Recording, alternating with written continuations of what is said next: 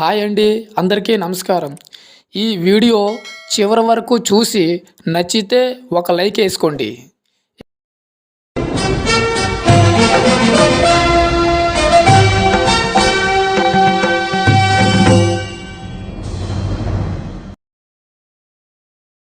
టాపిక్లోకి వెళితే కోణారక్ ఫెస్టివల్. ఇది వినడానికి చాలా చిన్న విషయమే కావచ్చు, కానీ తెలుసుకుంటే మాత్రం చాలా పెద్ద విషయం. కోణారక్ ఒడిశా రాజధాని అయిన భువనేశ్వరం సిటీకి 60 కిలోమీటర్ల దూరంలో శ్రీ సూర్య దేవాలయం ఆధ్వర్యంలో జరుగుతున్న ఫెస్టివల్. ప్రతి సంవత్సరం డిసెంబర్ 1, 2, 3, 4, 5 తారీఖులలో ఒరిస్సా ప్రభుత్వం ప్రతిష్టాత్మకంగా ఎంతో ఘనంగా నిర్వహిస్తుంది. నిజానికి ఈ ఫెస్టివల్ క్లాసికల్ డాన్స్తో ప్రారంభమైంది. మన భారతదేశంలో ఒక్కో రాష్ట్రానికి ఒక్కో భాష, ఒక్కో ప్రాంతానికి ఒక్కో ఆచారం, అలాగే సాంస్కృతిక కళలు కూడా. ఈ ఒడిశాకు మాత్రం ఒడిస్సీ చాలా ప్రసిద్ధి చెందిన కళ. ఒడిస్సీ అనేది కేవలం క్లాసికల్ డాన్స్ మాత్రమే కాదు, ఇందులో పార్టిసిపేట్ చేసేవారు భక్తి శ్రద్ధలతో చక్కగా చేస్తారు. ఎందుకంటే ఒక పురాణం లేదా ఒక చరిత్రను పూర్తిగా తెలుసుకొని క్లాసికల్ డాన్స్ రూపంలో వారు అందించాల్సిన మెసేజ్ని ప్రపంచానికి డాన్స్ రూపంలో తెలియజేస్తారు. ఇందులో గెలిచిన వారికి బహుమతులు లక్షలలో ఉంటాయి. కోణారక్ డాన్స్ ఫెస్టివల్ అనేది భారతదేశంలో ఒడిశాలోని సూర్య దేవాలయం నేపథ్యంలో ప్రతి సంవత్సరం డిసెంబర్లో జరుగుతుంది. ఈ ఉత్సవమును 1986వ సంవత్సరంలో గురు గంగాధర్ ప్రధాన్ స్థాపించారు. ఈయన భారతీయ శాస్త్రీయ నృత్య ప్రదర్శన పోషకులు. ఒడిశా పర్యాటకం ద్వారా నిర్వహించబడింది.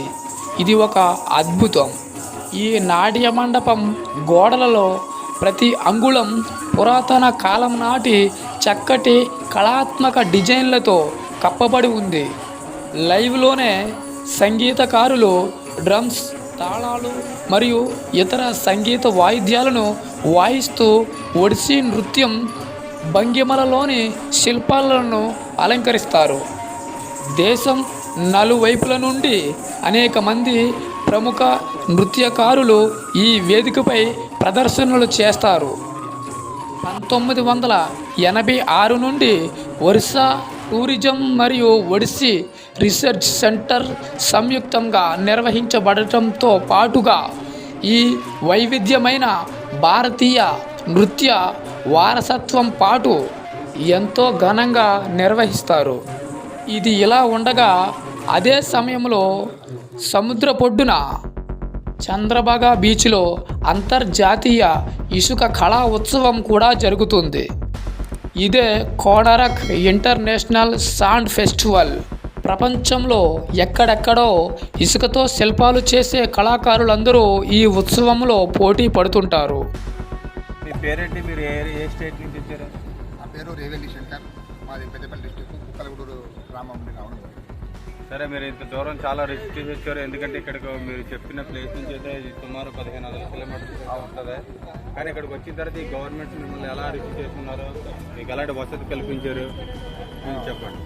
వాస్తవానికి మేము ఎక్కడో తెలంగాణ మాకు 1200 కిలోమీటర్ల దూరం ఉంటుంది కాబట్టి ఇక్కడ ఎలా రిసీవ్ చేసుకుంటారని మాకు కూడా అనిపించింది.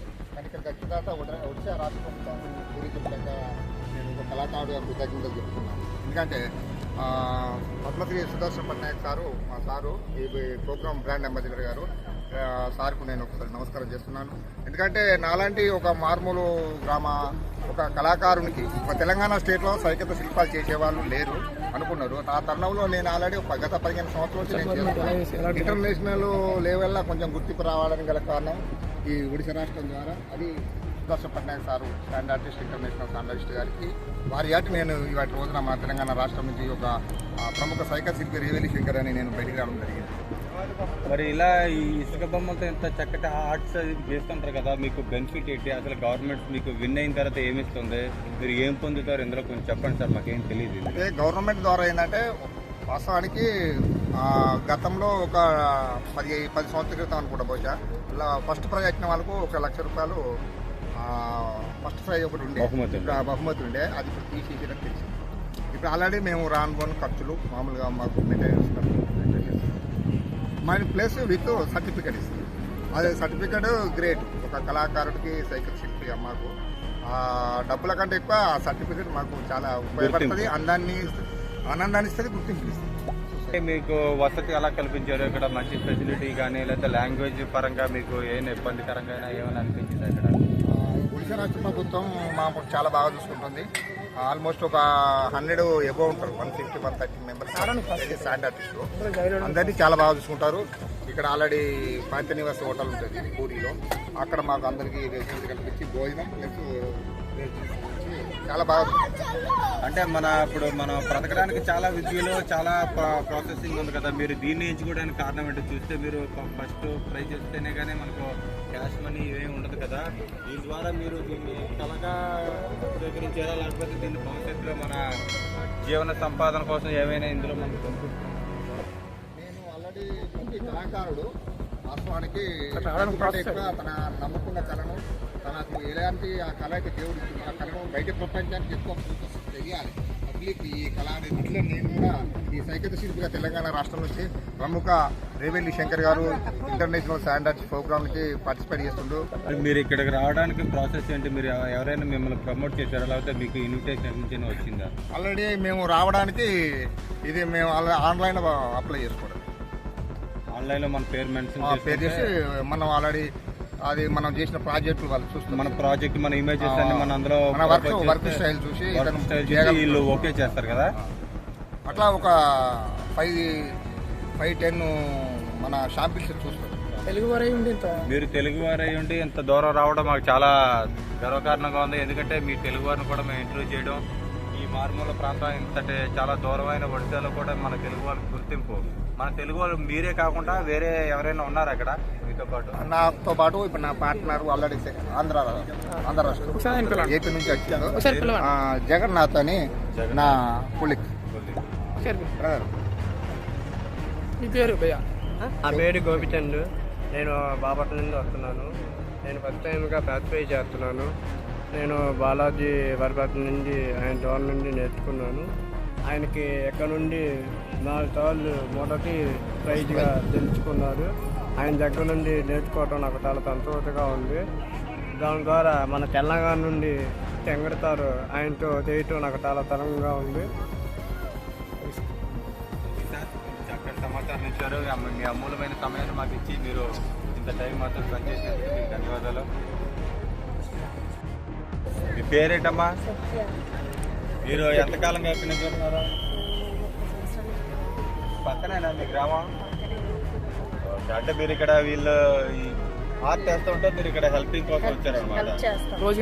రోజుకి మీకు ఇక్కడ మీకు ఎంత ఇస్తారా? ఎన్ని గంటల వరకు? మీరు ఉదయం ఎన్నింటికి వస్తారు ఇక్కడికి? మళ్ళీ ఇప్పుడు పంపించేస్తారు 6ంటికి వెళ్తారా? మీ గ్రామం ఎన్ని వేలు కుటుంబాలు? ఎంతమంది ఉంటారో మీ ఫ్యామిలీ మొత్తం? మీ వృత్తి మీరు చేసే పని ఇక్కడ అంటే మీరు ఇది కాకుండా బయట మీ హస్బెండ్ ఏం చేస్తారో మీ ఆయన వాళ్ళు? మంచి సమాచారం ఇచ్చారు. Good evening, bye. ముఖ్యంగా సుదర్శన్ పట్నాయక్, ఈయన ఇసుకతో శిల్పాలు చేసి ప్రపంచ స్థాయిలో గుర్తింపు పొందాడు. కేవలం భారతదేశంలో ఉన్న కళాకారులే కాకుండా ప్రపంచంలో ఉన్న కళాకారులందరూ ఈ పోటీల్లో పాలు పంచుకుంటారు.